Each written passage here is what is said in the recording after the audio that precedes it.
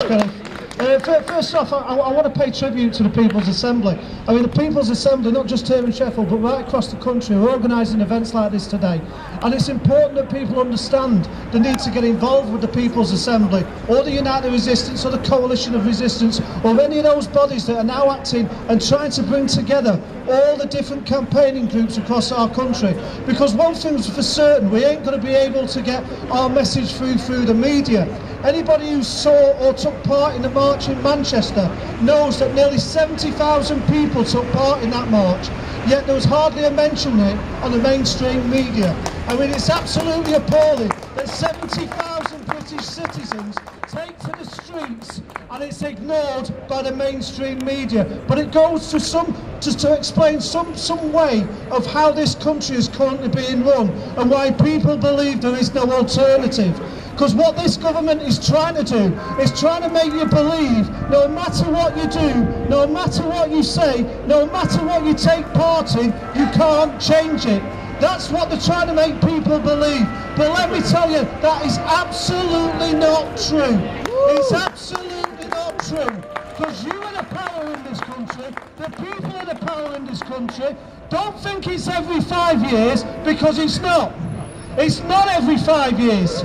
It's when you realise the strength that you have, whether it's in your workplaces, whether it's in your colleges, whether it's in your community. You have the power. The people have the power in this country, and it's time for us to understand the strength we had. And I'll tell you, I'll give you an example of it. They said the people of Hillsborough were guilty. They campaigned, they got justice. Quite right too.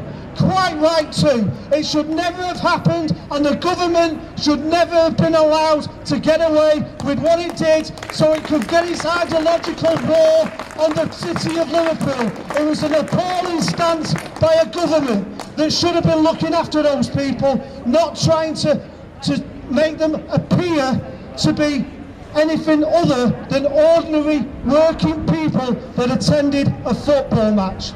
But it served a purpose, like everything a Tory government has always done. It serves a purpose. It enables them to spin the truth. You only have to look at what they say about the rhetoric between shirkers and workers. Let me tell you something. The reason why people are not in work is because the government abandoned a policy in 1979, one that had been in place, one that was supported from 1945 to 1979, and it was a simple one, a simple policy that underlined everything that working people believed in, and it made sure that every government served its people by committing to a policy of full employment. And that's what we need to see the politicians talking about. Not a tax on welfare, not deciding that the war on welfare will be addressed by cutting benefits to make it appear like work is paying, and not to introduce schemes where our children are forced to work for free. To work for free? What sort of a work ethic is it when you say to kids, go to work, it's called workfare, and we ain't going to pay you? What an appalling situation that we find ourselves in. And in this city of Sheffield, because obviously this is recognised as a city with a great proud tradition of students. And I'll tell you what, when the union movement saw what the students of this country did, they made sure that they started to fight on behalf of the people that they should have been fighting on for the last 20 years. And quite rightly so too. And let me tell you, the city of Sheffield, it was your students that inspired the trade union movement. And every time those students take to the streets on whatever issue it is, the trade union movement should be there to support them. And I'll tell you another thing as well.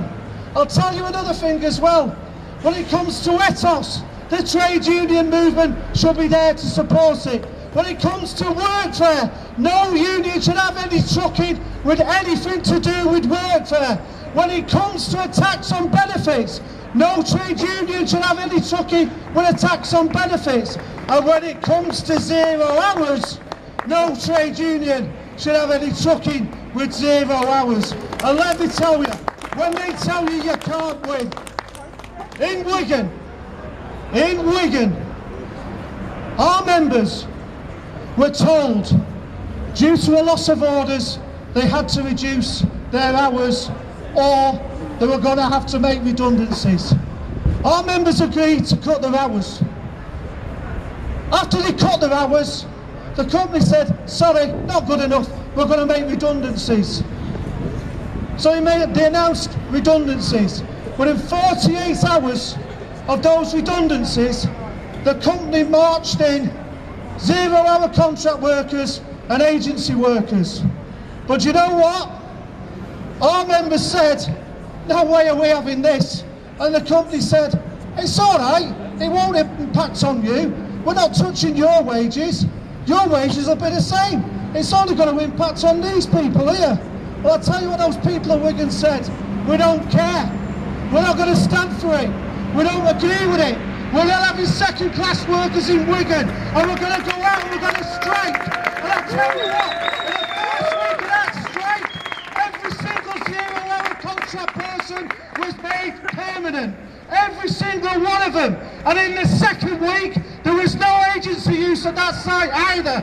That's how you win. That's what we do. We stand together, we fight together, we win together. And I'll tell you what, that was a victory, not just for our union, but for the whole of our trade union movement.